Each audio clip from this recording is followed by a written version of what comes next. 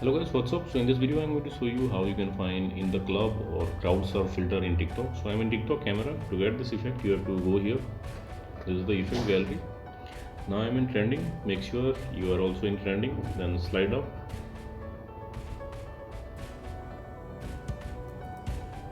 And remember this image.